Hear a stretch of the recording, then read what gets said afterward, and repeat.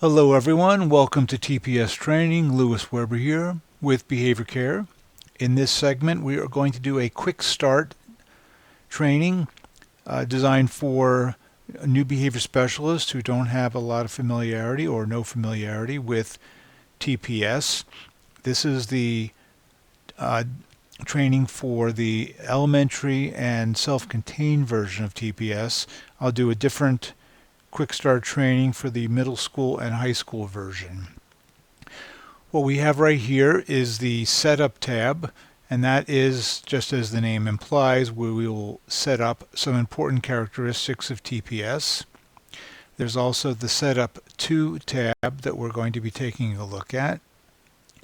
And data entry, of course, is where we will be entering the data for the students in the TPS file. I'm just going to go now and bring this cursor over a bit so that we have our first student showing up.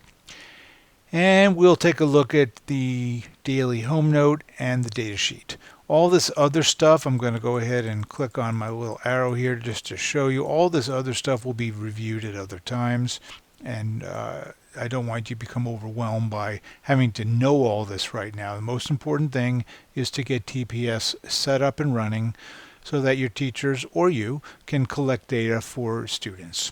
Okay, so let's go back to the Setup tab. In this case, I've entered just in case as my teacher's name, and I've gone ahead and saved the template, which has a different name. It doesn't have just in case's name yet. The template just says template with this other information. It's the 23-24 school year, and it normally will say template next to it. Now I've gone ahead and did a save as and renamed this because just in case is the teacher.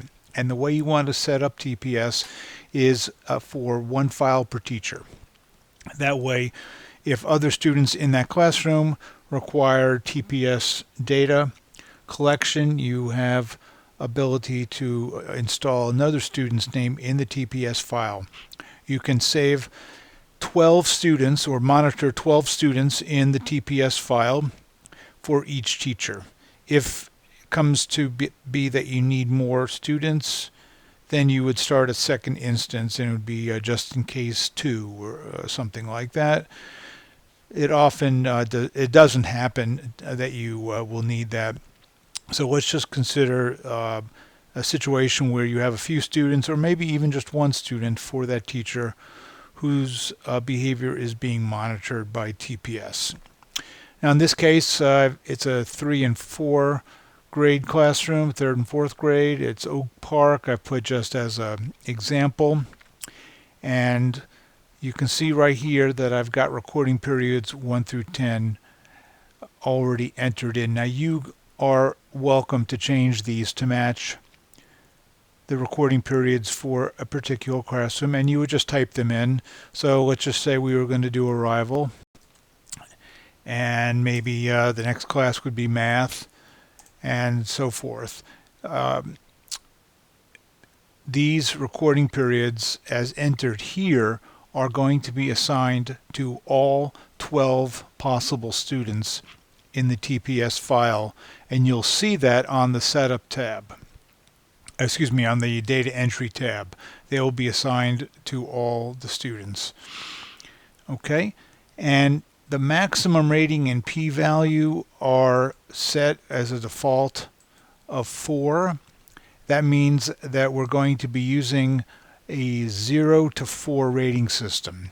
So the maximum rating is 4, and we want to encourage everyone to use this default as the way to collect data.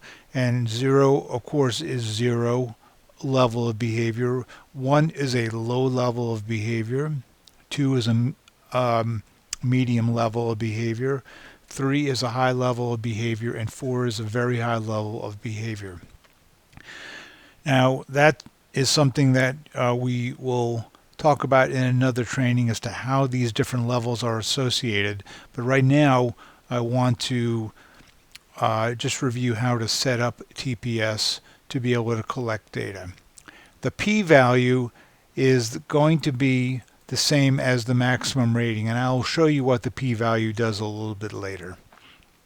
Okay, for right now, that's all you need to do in terms of setup. And as you can see, there's other stuff here, but we're not going to need to talk about that today. So just to review, what you need for the setup tab is put in the recording periods for that teacher, the classroom grade level, the school name. That's real important, by the way. So that way when we look at TPS files from the district level, we know what school the file is assigned to. The teacher's name, and these defaults just stay where they are as 4 for p-value and 4 for maximum rating. Okay, let's go to the Setup 2 tab. Setup 2, in this example, this demo file, it's set up already for what behaviors that are being monitored at Oak Park. And here we have what we call ROAR, respect, on task, accepting, and responsible. Now, you're going to have different behaviors that are going to be measured in your school, and these are the replacement behaviors. Now, in some schools, the behaviors that you're monitoring are your PBIS words, positive behavior intervention support words, and they may be words like respect and on task and accepting and responsible, but they may be different. PBIS words are words like what we see here in the increasing target area. You may also have a word like readiness or resilience, and so these are the words that are going to be, or the behaviors that are going to be replacement behaviors for the decreasing target behaviors. Now in this case at Oak Park we have verbal aggression, physical aggression to others, physical aggression to property, and elopement. And you may have, and you probably will have, other behaviors. These 4 tend to be a useful selection of behaviors for as a universal set of behaviors for our students who are at Oak Park, many of whom experience challenging behaviors. And so we use these as standards. But you will want to modify this list for your students' data collection. Now, these are not going to be in the template that you receive. So I just want to make that point very clear. They're here in the demo file, but you're not going to see those. There are no pre-entered behaviors, but these are behaviors that are probably going to be used by you because these are the kinds of things the students typically do or exhibit as challenging behaviors. Now you can see what we have here is example behaviors. These are very important because when we talk about respect, we have to define what that looks like. In this case, in this demo case, the example behaviors is that when Pete is raising his hand when teachers ask a question and answers only when called on and takes turns nicely, we're going to define those behaviors as examples for respect. And for on tasks, organizes work materials and works to completion. Accepting, accepts that other students may have special needs, accepts that a teacher's job is to support students' improvement. Responsible, self-corrects when challenging behaviors begin to occur. So those are the example behaviors that define these somewhat abstract words. Now, you may not be using those words, and you might put something that is already pretty well defined.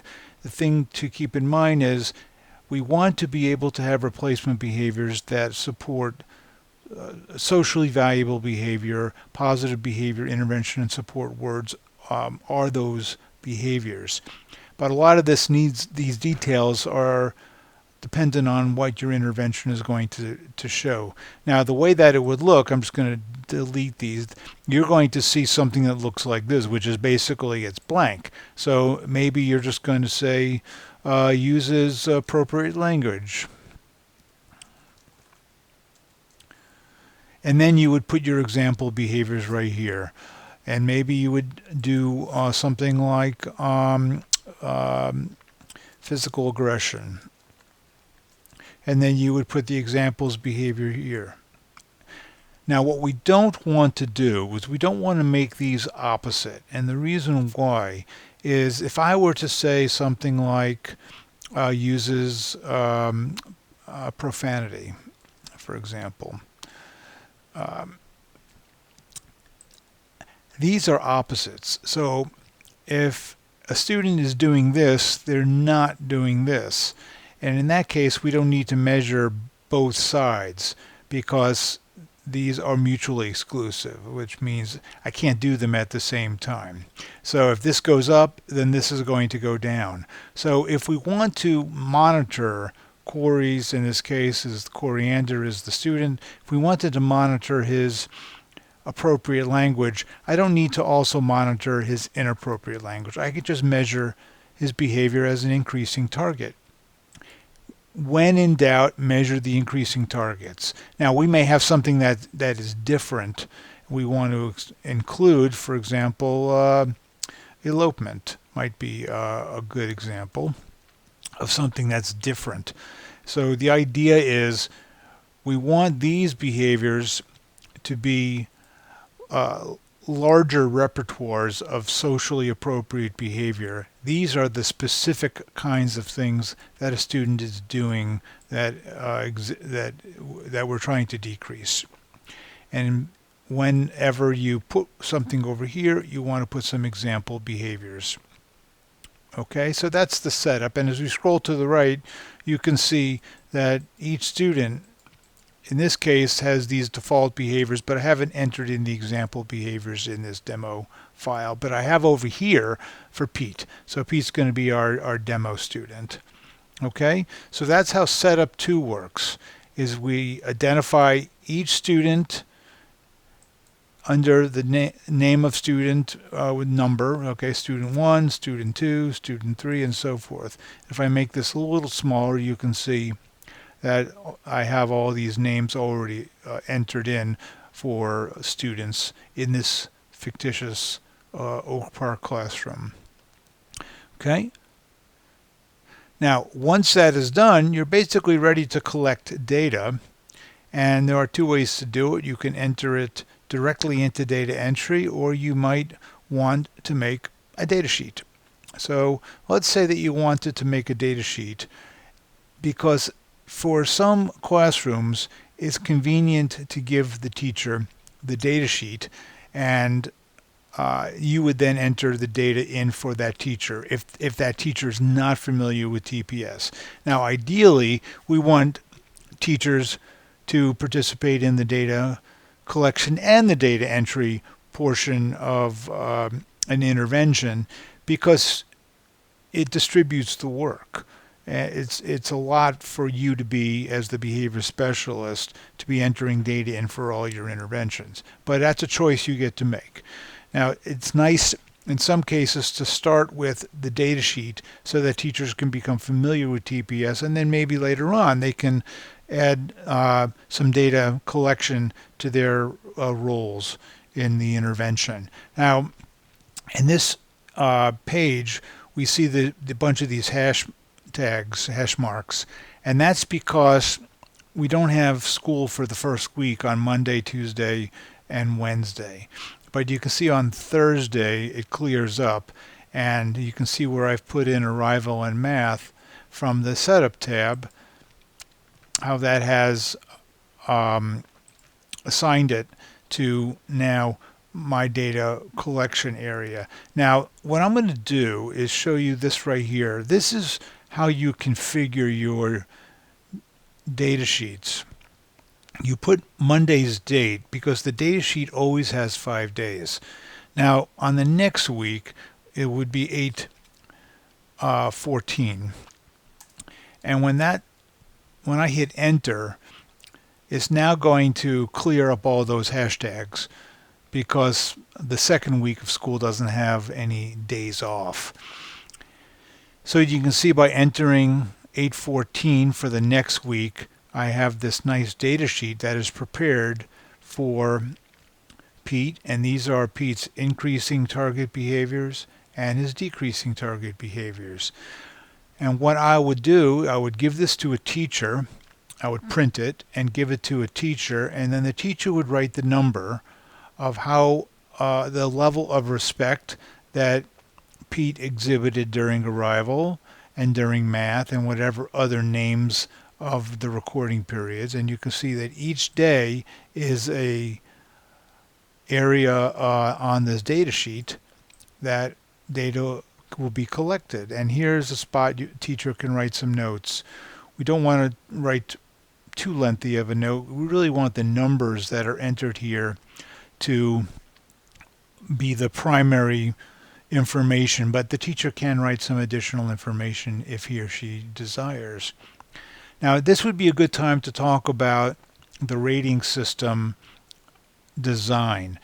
When we say it's 0 is, well, 0, and 1 is low, and 2 is medium, 3 is high, 4 is very high, it's the same system for the increasing side as it is for the decreasing side. We want to see 4s over here. We want to see 0s over here. So think about it just as it is a rating scale. And what is the level of respect that was shown during arrival? What was the level of on task that was shown during arrival and accepting and responsible behavior? And what was the level of these decreasing target behaviors? If Pete had a very high level of verbal aggression during arrival, we would put a 4 there. If he had no verbal aggression, we would put a 0 here. So it's important to understand that because that's how the data system works. Now, there are times that there are no opportunities for behavior. So let's say Pete arrived, and during arrival there was no assignment, just to use that as an example. So instead of putting a 0 here to say that he didn't have any on-task behavior, I would just leave it blank, because a 0 means that he had an opportunity and he didn't do it. So TPS is designed to measure behavior given that there's an opportunity for it to occur. Now, a student can always be aggressive in some way, regardless of what kind of subject matter is presented. However, if the recording period doesn't occur, for example, if Pete came late on that day, on Monday, he came late during math, I would leave all of these blank because he didn't have an opportunity to demonstrate his behavior during arrival. Now, in printing a data sheet, it is convenient, once you get to a full school week like we have here, it's convenient to type an N here, and when I hit enter, what that's going to do is it's going to take these dates away. And the reason why that's convenient is that way you can print a blank master template for Pete's data sheet and then make copies on the copier as you need to. But if you would like, you can also just print multiple copies. The idea here is that the teacher would then write in the date. If you want the dates to be shown, then you just put the Y back in there. And then what you would need to do is change the date for the next week, which would be 8/21, and then print that data sheet at that time. And you can see it's now Monday, August 21st, and Tuesday, August 22nd. Okay, so those are some important ideas for the data sheet, and you can see the rating system is shown up here. X is going to be included, as you can see for Corey. There are some recording periods that we're not going to be recording, and those X's are put in on the data entry tab, which we're going to go to right now. And that means that we're not going to be collecting data during period 3 at all. And why would that be? Well, in some cases, let's go back now to data entry. Let's go to data entry, and let's say that period 3 was lunch. I might not want to be collecting data during period 3. And it's a little confusing because I have some data that have been entered. So what I'm going to do is scroll over to a student slot that has no data in it yet. So I can show you what I mean by that. So here we go. So student 10, there's no name there yet, but you can see these are the recording periods that were entered from setup. And let's say that period 3 was lunch, and let's say period 4 was recess. And so when I go back to my data entry, those are now listed on data entry. I really haven't given a good overview of data entry yet, and so I will be doing that, but I want to talk about the X's right now. So let's say that we're not interested in the student 10 having on-task behavior being recorded. So if I enter an X right here, what that's going to do is say, we're not going to be using recording. We're not going to be recording on task during lunch. And you see what it did? It put an X in for the remainder of the school year for that particular target behavior, because I'm not going to be recording it. All right, so that's what X's do. Now, if I didn't have that behavior, let's go back. Let's go to setup 2, and let's scroll over to student 10, and let's just say we'll call it Bob. And let's say I wasn't going to be recording those behaviors, and let's say I wasn't going to be recording those behaviors. I only needed 2 increasing targets and 2 decreasing targets. So when I go back to data entry, you can see what has happened here is TPS knows that we're not having a 3rd and a 4th target behavior for increasing or decreasing, and it puts in these X's. Now what it also does is when we go to the data sheet and we scroll over to Bob's, which is what we're going to do right now,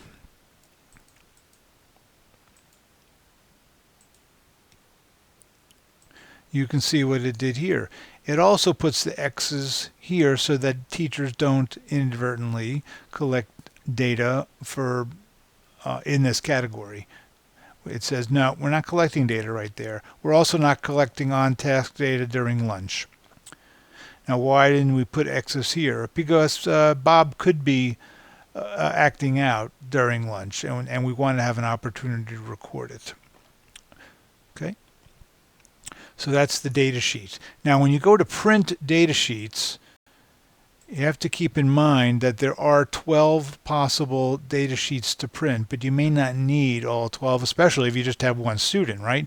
So then in that case, let's say we only wanted the data sheet for Pete, we would put a 1 to a 1, because if you don't do that, it's going to print all 12 data sheets. Something important to keep in mind when you print these data sheets. Okay, so just to review what we've done so far, we've gone to setup. We've entered recording periods, the teacher's name, school name. We've gone to setup, and let's scroll back. We have Pete, we use again as our example. I've got these 4 increasing targets, these 4 decreasing targets, and I've put some example behaviors for each of these target behaviors. We've looked at the data sheet, show you how that works. And now let's go back to data entry, because we are going to be collecting data. Now you can see here that some data have been entered. And so when Pete arrived, he was at a 0 level for respect and a 0 level for on task. He earned a 2 out of a possible 4 for accepting and responsible behavior. He had a very high level of verbal aggression and a very high level of physical aggression, but no to others, but no physical aggression to property, and he had a very high level of elopement or being out of assigned area. Okay, so that's how that works, and you simply enter the data that are collected on the data sheet, or you can have the teacher enter data, and some teachers do. They have TPS on their laptops, and at the end of each recording period they go over and enter the ratings for that student during that recording period. Okay, now what I want to do is I'm going to scroll down to a blank day, let's say February 27th, and as I want to demonstrate the P. The P is an incredible time saver, and by entering a P in this yellow box, what that will do is it will assign all 4s to the increasing side and all 0s to the decreasing side, which is what we want, right? We want very high levels of these behaviors during all recording periods, and we want 0s for all the decreasing targets, which meant there was zero occurrences of them.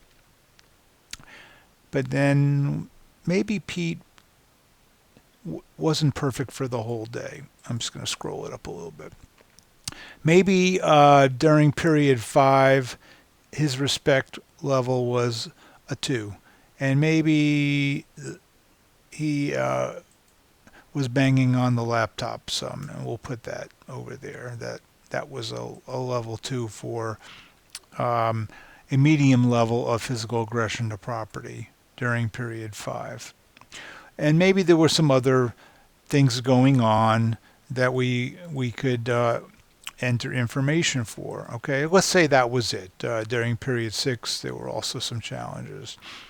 Now, what I've done here is I've entered a total of 80 ratings, but I didn't have to enter each one of these 4s. I only had to enter the numbers that were not 4s here and enter the numbers that were not 0s.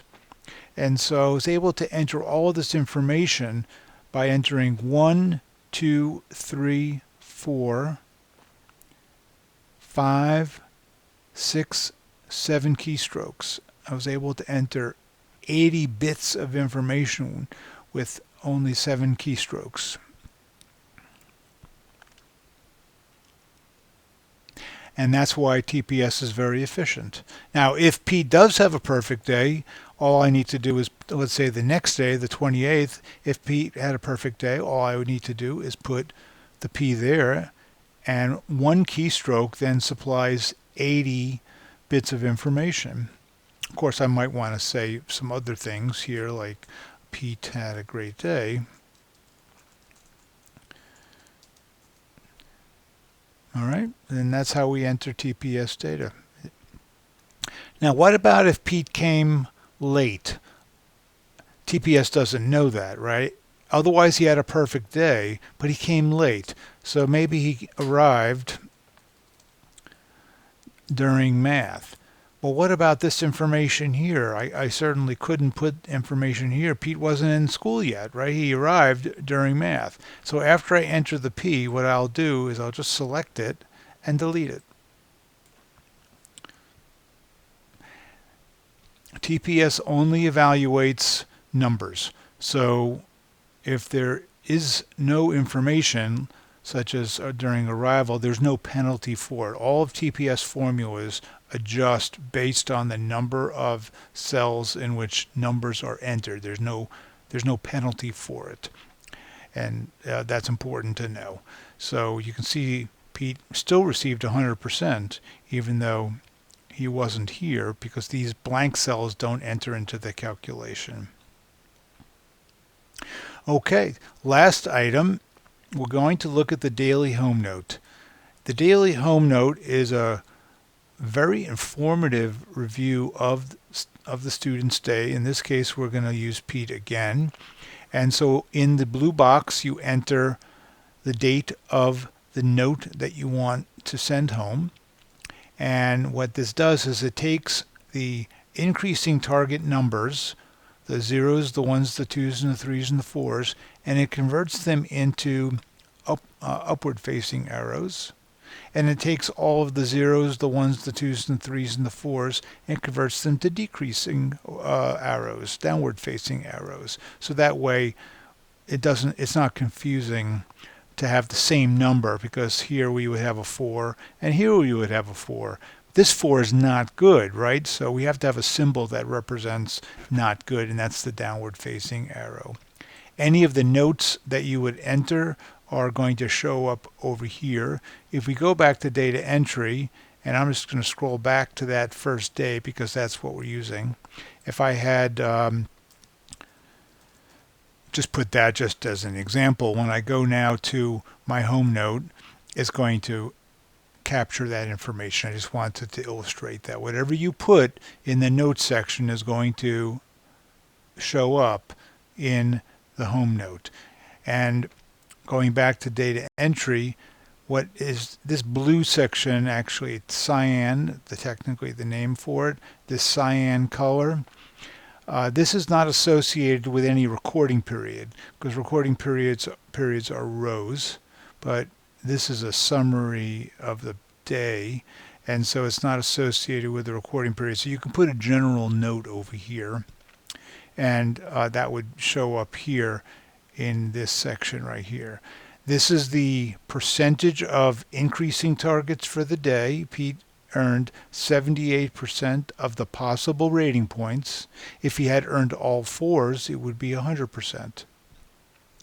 And he earned 21% of the rating points for the decreasing targets. If he had earned all 0s, that would be 0%. So the goal is 100% and 0%. This number in purple is 78 minus 21, so this is his overall score for the day. Now, if you want to send this home note through Outlook, what you would do is use the snip tool, which is the Shift, Windows, and S. And what that's going to do is it's going to make the screen dark, and I can just copy this right here, and I can paste it into Outlook, which is going to then show up very nicely in a parent's email, but also on their phone. Now you can also copy the note here, which does something similar, not quite the same. And when you go into Outlook, then you need to paste as a picture, not just paste. If you just click on paste in Outlook, it's going to paste it as part of an Excel file, which is not going to be right. So it's really more convenient these days. Just go ahead and do the Windows snip, which is Shift, the Windows key, and S. Okay, well, there we have it. We've looked at the setup. We've looked at setup 2, where we assign the increasing and decreasing targets with examples. We've talked about printing a data sheet. We have talked about a daily home note. Now, just before I close, if you want to go to daily home note 2, which we'll do right now, we'll put the same data, which is the 10th. And what that does is it converts the numbers into smiley faces and sad faces. So it's just to compare. Here we had 4 downward arrows. On daily home note 2, we have 4 sad faces. Now here, any place that Pete earned a 0 for a decreasing target, a star shows up because that's very desirable. If there were any 0s earned, which Pete did earn a 0 here, just to go back, you can see a 0 for respect and on task. When we go back to daily home note 2, he gets a red 0 here because that is the score we don't want to see. We want to see 4 smiley faces. So this is another option for Pete. and you to send a daily home note depending on the expectation of the parents. You notice this doesn't have graphs. It's a simpler version of the home note. If you want to have the graphs and the numbers that go along with it, then you would choose Home Note 1. All right, everyone, let's put the proverbial bookmark in it at this point. If you have any questions at all, please feel free to reach out to me at lewis.weber, that's Lewis.Weber with 1B, at SarasotaCountySchools.net. Thanks again for joining in this training, and I look forward to meeting each of you during the school year.